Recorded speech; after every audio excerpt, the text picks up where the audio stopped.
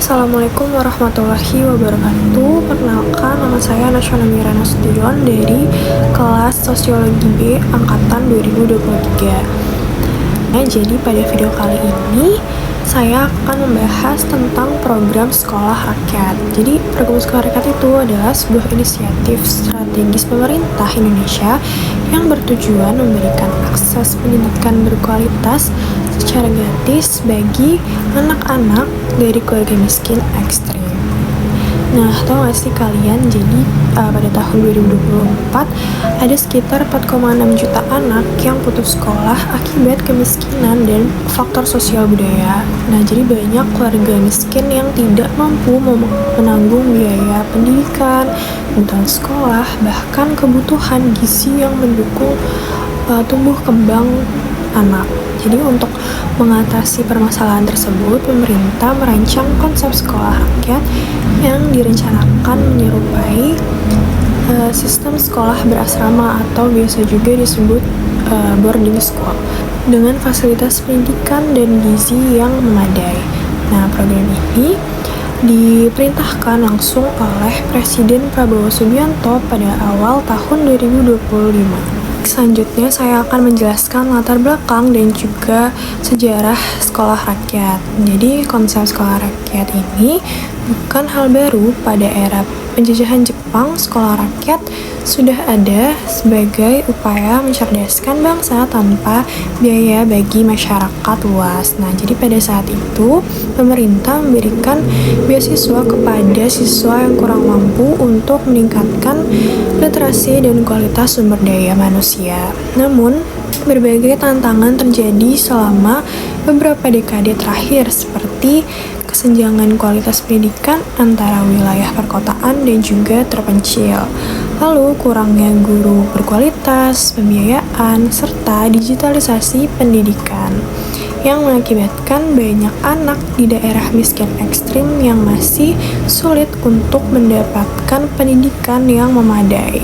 Nah, selanjutnya saya akan bahas tujuan dan konsep dari sekolah rakyat. Jadi, sekolah rakyat ini dirancang untuk memberikan pendidikan yang inklusif, gratis, dan juga berkualitas dengan model sekolah berasrama. Nah, model ini tidak hanya fokus pada pembelajaran akademis, tetapi juga menjamin pemenuhan gizi yang baik, sehingga anak-anak bisa belajar dengan optimal. Nah, yang pertama itu ada pendidikan gratis. Jadi, anak-anak dari keluarga miskin ekstrim dapat belajar tanpa biaya, termasuk biaya asrama dan juga makan. Nah, yang kedua, model berasrama. Jadi, siswa tinggal bersama selama masa belajar, sehingga mendapatkan suasana pendidikan yang kondusif dan juga terarah. Lalu yang selanjutnya, kualitas pendidikan. Kolaborasi antara Kementerian Sosial dan Kementerian Pendidikan untuk memastikan standar nasional pendidikan tetap terjaga. Nah, yang selanjutnya ada penggunaan fasilitas yang ada. Jadi untuk menghemat biaya, program ini mengoptimalkan pemanfaatan bangunan yang sudah ada seperti balai pelatihan pemerintah. Lalu yang terakhir adalah potensi kerjasama swasta melibatkan sektor. Selanjutnya ada potensi kerjasama swasta. Jadi melibatkan sektor swasta sebagai mitra untuk pendanaan dan peningkatan kualitas pendidikan. Nah, sekolah rakyat ini juga memiliki potensi dan juga kelebihan. Jadi sekolah rakyat ini memiliki berbagai potensi kelebihan yang sangat menjanjikan dalam mewujudkan pemerataan pendidikan di Indonesia. Yang pertama, program ini berperan penting dalam memutus mata rantai kemiskinan dengan memberikan akses pendidikan berkualitas secara gratis kepada masyarakat miskin ekstrim. Nah, sekolah rakyat ini memberikan kesempatan bagi mereka untuk bangkit dan memperbaiki taraf hidupnya. Selain itu, melalui penyediaan pendidikan yang berkualitas dan asupan gizi yang terjamin, anak-anak yang mengikuti program ini akan lebih siap menghadapi tantangan masa depan dan mampu berkontribusi positif bagi pembangunan bangsa. Nah, program ini juga fokus pada mengatasi kesenjangan pendidikan dengan menjangkau daerah-daerah terpencil dan masyarakat miskin yang selama ini sulit untuk terlayani oleh sekolah negeri. Nah, dari segi infrastrukturnya, sekolah rakyat memanfaatkan fasilitas yang sudah ada seperti pelatihan pemerintah sehingga bisa diimplementasikan dengan efisien tanpa harus membangun gedung baru yang memerlukan biaya besar. Adapun tantangan yang harus dihadapi dari sekolah rakyat.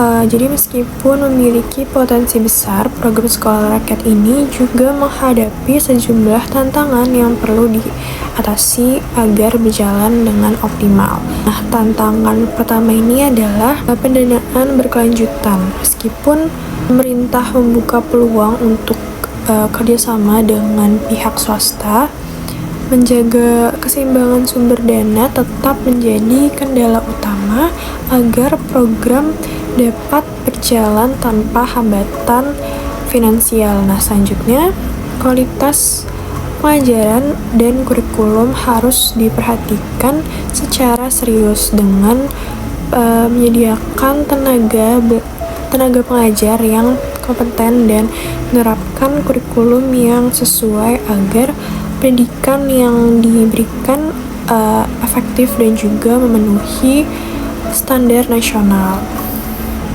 Nah, kesiapan infrastruktur juga menjadi hal yang penting, termasuk sarana pendidikan dan fasilitas pendukung seperti asrama serta penyediaan makanan yang memadai untuk menunjang kesejahteraan siswa. Selain itu, sosialisasi dan juga penerimaan masyarakat harus ditingkatkan melalui edukasi dan keterlibatan berbagai pemangku kepentingan supaya program ini tuh peroleh dukungan luas dan tidak hanya menjadi wacana semata. Nah, yang terakhir, pengawasan serta transparansi dalam pengelolaan anggaran dan pelaksanaan program harus ditegaskan secara konsisten. Misalnya, melalui peran Komisi X DPR RI agar tujuan awal program ini benar-benar dapat dicapai. Jadi dengan perhatian yang serius pada potensi dan tantangan ini, sekolah rakyat diharapkan dapat menjadi solusi nyata bagi pemerataan pendidikan berkualitas di Indonesia. Implementasi awal sekolah rakyat telah direncanakan di Jakarta dan sekitarnya sebagai pilot project untuk menguji efektivitas program ini secara langsung. Setelah mendapatkan hasil evaluasi yang baik, program ini kemudian akan diperluas di daerah-daerah terpencil dan masyarakat miskin ekstrim di seluruh Indonesia. Nah, hal ini menunjukkan bahwa pemerintah berkomitmen untuk menjangkau mereka yang selama ini kesulitan mengakses pendidikan berkualitas.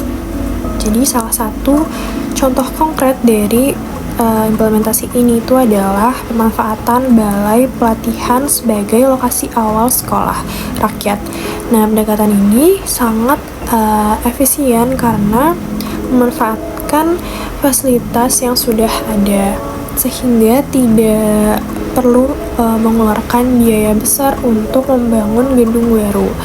Ini mempercepat proses pendirian sekolah dan memungkinkan program berjalan dengan lebih cepat dan tepat sasaran. Nah, harapan besar dari program sekolah rakyat ini adalah mampu menekan angka putus sekolah yang selama ini banyak disebabkan oleh kemiskinan. Dengan memberikan akses pendidikan yang gratis dan berkualitas, anak-anak dari keluarga yang kurang mampu dapat terus melanjutkan sekolah tanpa terbebani masalah biaya. Nah, selain itu, Program ini juga diharapkan mampu meningkatkan kesejahteraan generasi muda secara merata di seluruh wilayah Indonesia.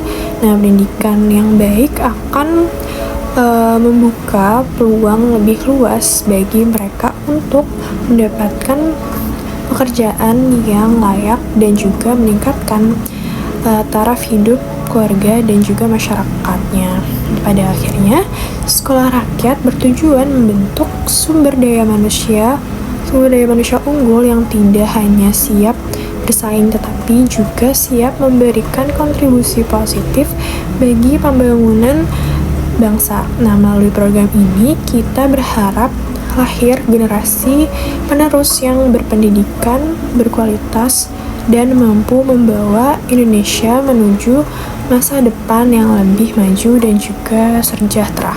Nah, keberhasilan program sekolah rakyat itu sangat bergantung pada kerjasama dan kolaborasi dari berbagai pemangku kepentingan. Pemerintahan pusat dan daerah memiliki peran penting dalam mengatur regulasi serta memastikan pendanaan yang cukup dan berkelanjutan untuk program ini. Nah, Kementerian Sosial dan Kementerian Pendidikan juga bekerjasama secara erat untuk menjalankan operasional sekolah serta menjaga mutu pendidikan yang diberikan agar tetap berkualitas dan sesuai standar. Selain itu, sektor swasta juga turut berperan sebagai mitra pendanaan dan penyedia fasilitas, membantu memperkuat dukungan sumber daya yang dibutuhkan. Peran masyarakat dan orang tua pun gak kalah penting gitu, karena dukungan moral dan partisipasi aktif dari mereka akan sangat mendukung kelancaran dan keberhasilan pendidikan anak-anak.